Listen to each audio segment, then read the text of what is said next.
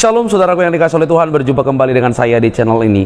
Terima kasih telah mendukung perkembangan channel ini dengan cara subscribe, memberi like sehingga video di channel ini direkomendasikan oleh YouTube untuk menjangkau banyak orang. Teman-teman boleh memberikan komentar yang cerdas yang berkaitan dengan video yang saya upload, dan saya minta kepada teman-teman untuk terus mendukung saya dengan cara men-share video dari channel ini di berbagai media teman-teman, sehingga ada banyak orang yang mendapatkan informasi dan kebenaran yang disampaikan melalui channel ini. Tentu kebenaran dalam Kristus Yesus yang menyelamatkan umat manusia dari dosa-dosanya. Terima kasih, Tuhan memberkati kita. Sahabat yang dikasihi oleh Tuhan, kali ini seorang apologetik Kristen yang selama ini sudah banyak membabat habis para polemikus muslim, termasuk Ustadz Juma dan Ustadz-Ustadz yang lain teman-teman. Kali ini dia pura-pura tidak tahu apa-apa dan bertanya begitu luar biasa yang membuat polemikus muslim yang satu ini babak belur dengan pertanyaan-pertanyaannya. Pura-pura tidak tahu, padahal kita tahu selama ini bahwa dia begitu banyak data yang membuat linglung para polemikus muslim teman-teman. Siapa dia? Dan teman-teman mungkin tidak asing lagi. Nah, dan polemikus muslim kali ini teman-teman dapat memaparkan siapa itu Allah Subhanahu wa taala, Muhammad sallallahu alaihi wasallam, dan bagaimana penulisan Quran, dan muncul dari mulutnya bahwa Muhammad itu teman-teman dihinggapi oleh ruh Allah gitu ya, dan Muhammad itu rohnya itu Allah gitu ya, tapi badannya itu Muhammad. Nah, luar biasa. Ini merupakan penemuan baru teman-teman, dan bagi umat muslim yang melihat tayangan ini, ojo kepanasan, buat kopi kasih gula banyak, atau buat teh kasih es supaya agak dingin kepalamu melihat data-data ini. Ini ilmu, dan kalau kamu kepanasan dan tidak siap, sebaiknya jangan menonton atau sebaiknya tinggalkan perdebatan ini. Ini teman-teman videonya, jangan skip supaya kamu mendapatkan informasi yang lengkap.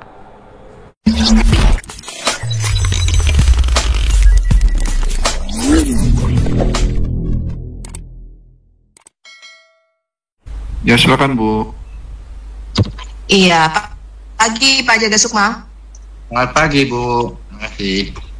Iya, Pak Jaga Sukma, ini pertama kali ya saya berdiskusi dengan Bapak. Saya mau tahu nih, kalau untuk Syiah itu Quran yang dipakai itu sama Sunni itu ada sama atau ada perbedaan Pak? Bisa dijelaskan nggak ke kita? Sama tapi berbeda dalam menafsirkan dan memahaminya yang berbeda. Kalau kitab sucinya itu sama aja, nggak ada beda. Oh, berarti cuma 114 surah itu sama ya Pak ya, dengan yang dipakai dari Al-Fatihah sampai An-Nas ya? Ya sama, cuma nanti saat kita memahami, nanti disitulah perbedaan yang sangat menyolok dalam memahami Al-Quran itu. Oh, oke. Soalnya saya dengar katanya ada surat tambahan, ternyata nggak benar ya Pak ya, tetap sama ya? Nah, yang betul, bukan Bu, yang benar ada tahrif. Makna tahrif itu ada firman Tuhan yang tidak dibukukan, itu. Cuman ada firman Tuhan yang nggak dibukukan itu gimana Pak? Boleh dijelaskan nggak untuk yang Syiah? Namanya Quranut Tanzil, Quran yang diturunkan Tuhan, tapi tidak dibukukan oleh sahabat-sahabat Nabi, hanya dihafal oleh para imam-imam Syiah. Oh, berarti ada tambahan, tapi itu berupa hafalan yang berupa diturunkan. Yang diturunkan, yang dihafal oleh para imam-imam Syiah. Jadi ada Quran yang dibukukan oleh sahabat Nabi, ada Quran yang dihafal oleh para imam-imam Syiah, dan tidak ada bukunya, hanya dihafal aja, nggak ada bukunya. Oh, oke, menarik. Nah, dihafalkan oleh imam-imam Syiah itu masih sampai sekarang masih ada nggak Pak yang dihafalkan itu? Masih, contohnya ayat kursi ya. Saya ambil contoh ya, coba dengarin bacaannya. Ayat kursi yang tertulis dalam kitab Al-Quran itu, kitab Mushaf Utsmani namanya, itu berbunyi ayat kursi itu, Allahu la ilaha illa huwal hayyul qayyum la ta'khudhuhu sinatun wa la nawm lahu ma fis samawati wa ma fil ard man alladhi yashfa'u 'indahu illa bi idhnihi ya'lamu ma baina aydihim wa ma khalfahum wa la yuhituna bi syai'in min 'ilmihi illa bima syaa wasi'a kursiyyus samawati wal ard wa la yaquduhu hifdhuhuma wa huwal 'aliyyul 'azim. Nah, ini yang tertulis di dalam mushaf itu berupa kitab suci ya. Nah, yang dihafal oleh para imam kami lebih beda, bukan ada kesamaan, ada tambahan. Tambahannya tengah di ayat berbunyi begini. Allahu la ilaha illa huwal hayyul qayyum la ta'khudhuhu sinatun wa la nawm lahu ma fis samawati wa ma fil ardi wa ma bainahuma wa ma tahta as-sara alimul ghaibi wasyahadati ar-rahmanur rahim man dzal ladzi, dan seterusnya. Jadi artinya ada perbedaan di antara perbedaan. Nah, ya, perbedaan kalau Bapak ada tambahan. Nah, kalau Bapak sebagai Syiah itu berarti kalau mengaji Quran itu tambahannya yang dari hafalan imam-imam itu ikut dibaca ya Pak ya? Ikut dibaca. Contohnya waktu sholat kan, kalau waktu sholat itu baca Alam Nasroh ya. Biasanya kalau ahli sunnah baca wadduha itu dipisahnya, wadduha wal laili idza sajama wa ta'aka rabbuka wa ma qala wal akhiratu khairul laka minal ula wala sawfa yu'tika rabbuka fatarda alam yajidka yatiman fa'awa wajadaka dhalan fahada wa wajadaka 'ailan fa'aghna fa ammal yatima fala taqhar wa amma sa'ila fala tanhar wa amma bi ni'mati rabbika fahaddits. Itu satu surah. Nanti ada satu surah berikutnya, alam nashrah laka sadrak wa wada'na anka wizraka alladhi anqadha dhahrak wa rafa'na laka dzikrak, dan seterusnya. Jadi ada dua beda. Kalau kami digabung itu jadi satu surah saja, dan ada tambahan satu wa aliyan sikhrab. Itu dihapus oleh sahabat ya, enggak dimasukkan dalam mushaf. Ya, berbunyi wadduha wal laili idza saja ma wadda'aka rabbuka wa ma qala wal akhiratu khairul laka minal ula wa la sawfa yu'tika rabbuka fatarda alam yajidka yatiman fa'awa wajadaka dhalan fahada wa wajadaka 'ailan fa'aghna fa ammal yatima fala taqhar wa ammas sa'ila fala tanhar wa amma bi ni'mati rabbika alam nashrah laka sadrak wa wada'na 'anka wizraka alladhi anqadha dhahrak wa rafa'na laka dzikraka wa haliyan sikhrab inna ma'al usri yusran inna ma'al usri yusra wa idza faragta fansab wa ila rabbika farghab. Nah, itu contohnya. Oke, pertanyaan selanjutnya Pak Jaga Sukma. Berarti menurut Bapak itu kenapa ya Pak ada ayat-ayat tersebut kok nggak dibukukan di dalam Quran sekarang? Apakah terhilang? Apakah itu dibakar? Mushafnya hilang, kok bisa ada ayat-ayat yang tambahan yang tadi dihafalkan tuh nggak masuk ke mushaf sekarang, itu sejarahnya gimana itu Pak Jaga Sukma? Ya, karena itu kan pembukuan itu kan sudah bukan di zaman Nabi kan. Jadi pembukuan menjadi mushaf, makanya disebut mushaf Utsmani. Artinya karena di zaman Utsmani baru dibukukan. Nah, proses dari zaman Nabi sampai zaman Utsman itu kan memakan waktu yang panjang, itu sampai 25 tahun. Nah, selama 25 tahun itu terjadi gonjang-gonjing politik pertikaian umat Islam sesama sahabat. Ada perang Jamal, ada perang Siffin, jadi peristiwa politiknya sangat menggenaskan, banyak terjadi perang saudara sama Islam. Nah, pada waktu itu ayat Al-Quran yang dihafal oleh Imam Suci ini tidak dimasukkan ke dalam timnya Utsman itu gitu. Karena ya. Tapi mushaf yang dipegang, kalau mushaf itu berarti kan Bapak pakai mushafnya Ali bin Abi Thalib ya? Ya, makanya di situ Al-Quran yang ada itu tidak salah, benar saja, tapi ada tahrif Al-Quran. Apa itu tahrif? Tahrif itu ada Al-Quran yang nggak dimasukkan ke sana maksudnya. Tapi mushaf yang dipegang Ali bin Abi Thalib atau Fatimah itu yang ada ayat hafalan itu sekarang masih ada nggak Pak? Nah, makanya di situ sebenarnya nggak ada yang di Fatimah, nggak ada, itu bukan mushaf Fatimah, itu maksudnya bukan Al-Quran, itu catatan harian Fatimah tentang perkataan Nabi. Itu hadisnya kan yang dicatat oleh Fatimah, bukan Al-Quran, karena tidak ada satu ayat Quran pun di dalamnya. Nah, kemudian kalau Ali itu dia tidak mencatat tapi menghafal. Hafalannya itu disampaikan lagi kepada putranya, sampaikan Husain alaihi sampai 12 imam, sampai Imam Ahmad yang sekarang ini dia menghafal itu pakai hafalan saja. Oke. Ya. Oke, terus aku dua lagi pertanyaan. Yang tadi Bapak menyatakan bahwa gimana Pak, Al-Quran itu diberikan, diwahyukan Tuhan kepada Allah. Kemudian Allah ini ada yang zuhir, ada yang batin. Ya. Coba bisa dijelaskan nggak? Maksudnya apa Pak? Quran itu wahyu Tuhan kepada Allah. Berarti Allah punya Tuhan. Itu adalah Huwa ya, Yahweh itu Tuhan. Kemudian Tuhan ini menyatakan dirinya, ditampakkannya melalui Muhammad. Maka Muhammad itu secara roh adalah Allah. Maka dia adalah ruhullah, roh Allah. Maka dia itu adalah Allah. Nah, tapi itu hanya rohnya. Kemudian jasmaninya bernama Muhammad. Maka Muhammad yang roh Allah bernama Muhammad inilah yang menerima wahyu. Makanya disebutlah Allah itu Muhammadun ruhun, Allah ruhun Muhammadun jasadun. Muhammad itu Allah itu rohnya Muhammad dan Muhammad itu jasadnya Muhammad. Jadi kemudian turunkan beliau itu dalam bahasa Arab karena Tuhan itu tidak berbahasa Arab. Al-Quran yang ada ini kan bahasa Arab.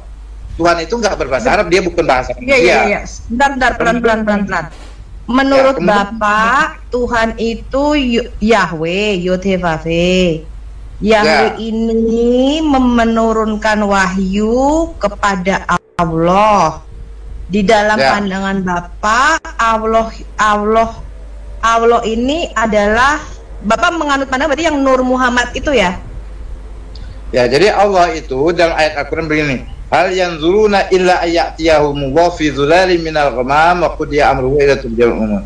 Hal yanzuruna, apa kalian tidak memperhatikan hal yanzur illa ayyatiyahum akan datangnya Allah. Nah, kalau Tuhan itu nggak pernah datang, nggak pernah pergi karena Tuhan nggak bertempat. Itu percatatannya. Tuhan itu nggak pernah datang. Akan datangnya Allah di ayat berapa, Pak? Al yanzuruna illa ayyatiyahumullah fi dhulalin minal ghamam. Saya buka ayatnya dulu, saya nggak apa ayatnya tadi saya buka. Surah berapa, ayat berapa tuh, Pak siapa? Pak Jaga. Jadi menurut saya mau menyamakan intonasi dulu dengan Pak Jaga. Yahweh menurunkan wahyu kepada Allah. Allah ini adalah rohnya Muhammad. Rohnya Muhammad. Itu kapan Pak Yahweh menurunkan Quran kepada rohnya Muhammad atau Allah ini kapan, Pak? Pada malam Lailatul Qadar atau kapan itu, Pak? Turunkannya. Kan mulai diperkenalkan di Gua Hira kan. Surah Iqra itu. Di Gua Hira itu kan kepada Muhammad yang manusia toh? Iya, dia Muhammad yang manusia, ya Muhammad yang roh juga. Karena satu kesatuan kan. Tuh, sebentar Pak, saya kok jadi mumet nih.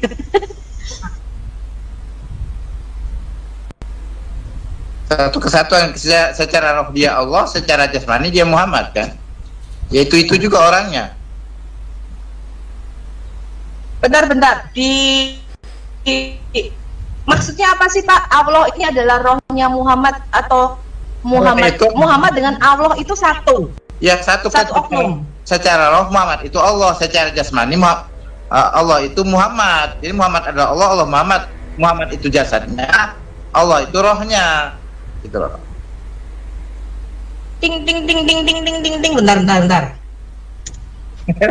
Teman-teman ada yang bisa bantu saya nggak? Saya baru dengar ini dari Pak Jaga Sukma nih. Terus terang kan kalau kita berdiskusi dengan Muslim kan nggak ada yang pernah mempunyai pemikiran seperti ini, Pak Jaga. Bener nggak? Ya, betul, karena Muslim yang ada kan Ahli Sunnah wal Jamaah.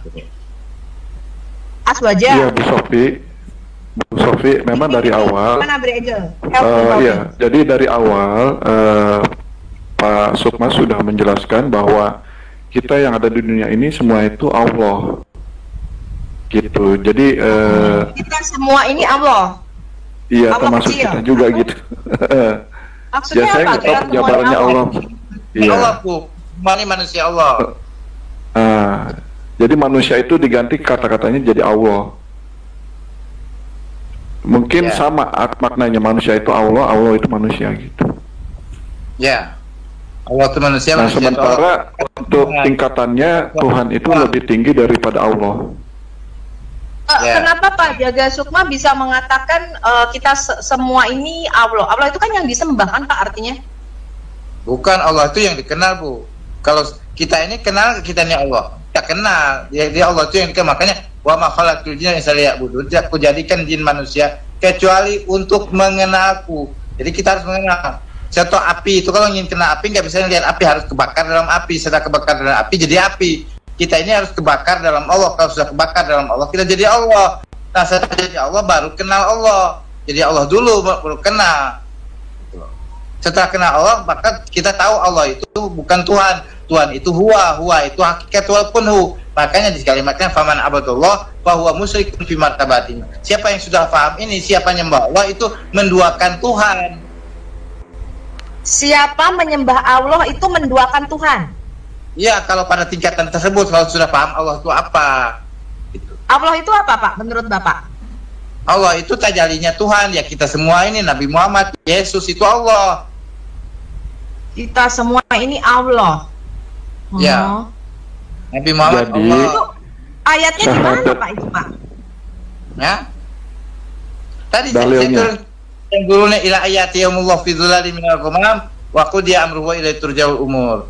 Itu dia nanti akan turun Allah pada zaman kita ini namanya itu Imam Mahdi. Imam Mahdi itu manusia. Dia akan turun ke dunia untuk menjelaskan tentang Allah. Itu apa? Allah itu adalah disebut Tuhan secara lahiriah, tetapi dia hakikatnya bukan Tuhan, tapi tajali penampakan dari Tuhan, atau disebut juga Madinatul Kamaliyatul Uluhiyah, disebut juga kotanya Tuhan, disebut juga kiblat bagi Tuhan, disebut juga nama bagi Tuhan secara lahir, bukan Tuhan secara hakikat. Kalau Tuhan secara hakikat disebut hakikat kunhu atau huwa, itu nggak ada namanya, gitu loh. Jadi syahadatnya itu berbeda, Bu Sofi. Kalau Jadi berbeda. Pak Jaga itu syahadatnya gimana? Syahadatnya memahaminya beda, bukan berbeda, Bu Pak. Jadi kalimatnya asyhadu an la ilaha illallah. Itu punya peringkat-peringkat mana? Asyhadu an la ilaha illallah yang mana yang pertama yang dipahami orang muslim pada umumnya, ahli sunnah, wahabi semua, yaitu tiada Tuhan melainkan Allah. Tingkat yang kedua, la ilaha illallah itu bisa bermakna la fa'ilun bihaqqin illallah. Tidak ada perbuatan kecuali hanya perbuatan Tuhan. Ada orang maling itu juga perbuatan Tuhan, ada orang koruptor perbuatan Tuhan, menggerakkan para koruptor itu, para maling itu jahat baik di dunia ini perbuatan Tuhan, itu maknanya. Ada orang nipu kita itu juga perbuatan Tuhan, tapi bukan Tuhan nipu, tapi orang yang menipu itu dibuat oleh Tuhan juga, itu loh maksudnya. Nah, itu makna la ilaha illallah itu. Makna yang pertama, la fa ilaha, nanti kan lanjut makna yang kedua, la hayyun bihaqqin illallah, tidak ada yang hidup hanya Allah. Kalau kita semua ini innaka mayitun wa inna mayyitu, kita ini disebut hidup pada alam lahir, pada alam batin, alam ketuhanan, semua kita ini mati. Kita ini kayak robot, itu kan benda mati, bisa bergerak karena digerakkan oleh orang. Nah, kita ini bisa bergerak ini karena digerakkan oleh Tuhan, karena Tuhan yang hidup, kita ini mati, gitu loh. Maka itu disebut makna yang berikutnya, la hayyun bihaqqin illallah, tidak hidup pada Allah. Makna yang ketiga, itu yang terakhir ada la maujuda bihaqqin Allah atau la yastaqul wujudah, tidak ada yang ada hanya Tuhan. Saat manusia meyakini selain Tuhan itu enggak ada, barulah dia mengenal Tuhan, gitu loh. Oh, ini nih kayaknya Pak Jaga ini mirip ini, Pak, waktu kita dialog tuh sama kayak teori Pak Sansan. Nah, tuh mirip tuh sama Ching Hai ya. Itu mirip tuh, Ya. jalan pemikirannya seperti Pak Jaga ini. Jadi, Ya, oke, lanjut deh. pemikirannya bahwa tertinggi la ilaha illallah maknanya yang ada itu hanya Tuhan, bahkan Allah itu sendiri nggak ada, karena Allah itu hanya gambaran Tuhan, gitu loh. Jadi Pak Sukma, kalau ada orang-orang yang mengatakan takbir Allahu Akbar, itu artinya apa, Pak? Takbir Allahu Akbar, takbir kita inilah kebesaran Allah, kita semua ini kebesaran Allah. Jadi yang dibilang Allahu Akbar itu untuk manusianya. Ya, akbar itu ya kita ini Allah. Allah itu kenyataan Tuhan, ya kita ini akbar. Inilah kebesaran Tuhan. Tuhan yang dicari lagi, karena Tuhan itu nggak kelihatan. Yang kelihatan itu kita ini Allah. Itu loh. Paham nggak? Oh, jadi Allah Maha Besar itu manusia ya, berarti Sama ya. kayak Pak Sansan ini. Jadi kita ini adalah Tuhan. Jadi sampai kita menggosok. Jadi kita ini semua sebenarnya nggak ada, cuma digerakkan aja seperti mimpinya Tuhan. Jadi ini kita ini dalam mimpinya Tuhan. Tuhan tuh bermimpi gitu loh. Itu agak mirip-mirip. Jadi kita ini nggak ada, cuman kita digerakkan oleh Tuhan. Siapa tuh Pak Samson? Hah? Pak Samson tuh agamanya apa? Iya kayak apa sih? Ching Hai begitu Pak alirannya, tapi dia punya pemikiran itu agak-agak mirip tuh dengan Bapak, nggak sama persis tapi mirip pola pikirnya sama Bapak. Jadi oke. Pertanyaan selanjutnya itu apakah menurut Bapak Tuhan itu personal atau impersonal? Tuhan itu ya tergantung intinya Tuhan itu hakikat kunuh. Arti hakikat kunuh itu Tuhan itu tidak ada di alam nyata. Tuhan itu ada setelah kita anggap semuanya nggak ada. Itu aja jawabannya. Tuhan itu baru ada setelah kita semua nggak ada. Berarti itu yang kayak di Quran. Quran itu bilang. Yang kayak Quran katakan semua akan binasa kan, Pak? Ya nggak? Ya. Kuluman alaiha fa wa yabqa kal wajhu rabbika, wajah Tuhanmu ya kamu itu wajah Tuhan. Kalau kamu sebagai wajah Tuhan, kamu itu kekal. Kalau kamu nggak sebagai wajah Tuhan, sebagai dirimu sendiri, kamu itu binasa. Itu maksudnya. Oh, berarti agak pemahamannya beda dengan aswaja ya. Kalau aswaja kan semua malaikat mati nih, ya kan? Terus makhluknya mati, semua mati. Tinggal wajahnya Allah kan gitu. Ya, gini pahamnya. Sebentar. Ya. Kalau pemahaman Bapak itu berarti nanti semuanya akan musnah, Pak. Ya kalau kita sendiri musnah, kalau kita sebagai wajah Tuhan nggak musnah, makanya jadilah wajah Tuhan agar nggak musnah, gitulah maksudnya. Ya, itu pemusnahan itu terjadi setelah penghakiman, terus kan ada yang masuk neraka, surga, habis masuk surga itu bukan, sekarang ini kita musnah semua ini, cuma nggak menyadari, kita sekarang musnah. Oh iya, sebentar Pak, saya mau download dulu, ting. Kita semua ini udah musnah ya sekarang ini. Bentar Pak, waktunya menjadi wajahnya Allah itu apa? Boleh dijelaskan nggak? Menjadi wajah Allah tuh ngaku Allah aja, saya Allah jadi wajah Allah. Saya Allah tapi bukan Tuhan, Tuhan saya Muhammad gitu loh. Saya Allah tapi bukan Tuhan, Tuhan saya Muhammad. Muhammad Subhanahu wa Ta'ala, bukan Muhammad Sallallahu Alaihi Wasallam. Karena Muhammad Sallallahu Alaihi Wasallam itu Subhanahu wa Ta'ala. Bukan Muhammad Sallallahu Alaihi Wasallam. Ya. Sudah lanjutkan dengan Pak Hari dulu. Karena Muhammad SAW itu juga nggak ada, gitu loh. Muhammad Sallallahu Alaihi Wasallam itu nggak ada. Nggak ada secara hakikinya, esensinya nggak ada. Yang ada itu Muhammad Subhanahu Wa Taala. Karena Muhammad SAW itu hanya ada di alam hayal saja, nggak ada di alam hakiki. Muhammad Sallallahu Alaihi Wasallam hanya ada di alam hayal. Di alam hakiki namanya Muhammad apa tadi Pak? Yang ini Muhammad Subhanahu Wa Taala yang ada di alam hakiki. Muhammad Subhanahu Wa Taala. Ya, di alam hakiki. Jadi kita ini adalah Allah. Pelan-pelan Ya. Pak, jaga pelan-pelan. Kita ini Allah dan kita harus mengakui Tuhan yang adalah Muhammad Subhanahu Wa Taala. Ya. Maksudnya apa itu ya Pak ya? Saya kok mumet Pak. Ya, kalimatnya kul, katakan huwa itu alif lam mim, Fatimah Ali Muhammad, itulah Tuhan saya. Kemudian tajalinya adalah Allah, Allah itu saya, satu. Gitu dia punya. Mana? Ya, dia udah lanjutin dulu deh Pak. Saya masih mikir. Saya mikir dulu ya Pak perkataan Bapak ya. Saya cerna dulu ya. Baik, ulangi ya. Kul huwallahu ahad. Pelan-pelan Pak. Pelan-pelan. Maksudnya Bapak tuh apa? Saya nggak mudeng loh Pak. Kul huwallahu ahad, Allahus samad. Ya itu surat Al-Ikhlas. Kul, katakan bahwa itu adalah Tuhan. Tuhan itu alif lam mim, alif itu Fatimah, lam Ali mim Muhammad. Jadi Fatimah Ali Muhammad 3 nama Tuhan Subhanahu wa Taala. Huwa Allah. Sebentar, stop, Pak. Jangan cepat-cepat. Sebentar, stop. Alif lam mim itu merupakan singkatan dari Ali. Fatimah, Muhammad. Yang mana Ali Fatimah Muhammad ini merupakan nama-nama Tuhan gitu. Nama-nama Tuhan yang paling tinggi disebut Ismu A'zamul A'zam. Gak ada yang lebih tinggi dari itu lagi. Jadi Tuhan kita milih Pak, mau Tuhannya Ali, mau Tuhannya Fatimah, apa Muhammad gitu? Enggak, itu namanya 3, orangnya 1. Oh, 3 nama ini. Orangnya siapa Pak yang satu ini? Yang 1 tuh orangnya nggak ada namanya, supaya bisa dipanggil yang 3 nama itu. Aduh, bentar Pak, aku tak mumet ya Pak. Ya lanjutin. Ya. Oke teman-teman yang dikasih oleh Tuhan, bagaimana respon teman-teman terhadap debat dan diskusi melawan polemikus muslim yang satu ini? Tentu Ustadz Juma tidak seperti ini. Ustadz Juma selalu berdelik dan omong besar biasanya ya. walaupun sudah dibabak belurkan, tetap juga dia berdelik bahwa dia tidak pernah kalah dalam debat. Nah, kali ini kita banyak seorang polemikus muslim yang jujur lah, lumayan jujur bagaimana dia memaparkan tentang keyakinannya turunnya Quran, bagaimana Allah Subhanahu wa taala, dan juga bagaimana sang baginda Nabi Muhammad sallallahu alaihi wasallam yang mereka yakini. Ingat baik-baik, keyakinan itu merupakan personal. Keyakinan itu merupakan keputusan pribadi. Meyakini sesuatu itu penting, tetapi harus disertai dengan akal sehat.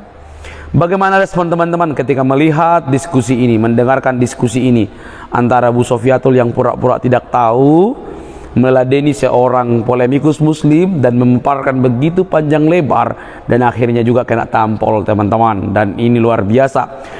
Dan mari kita lihat apa yang disampaikan oleh polemikus muslim ini, dan saya tidak ingin mengeneralisasi bahwa ini merupakan lambang dari semua muslim. Pasti ini cara berpikir sekelompok orang.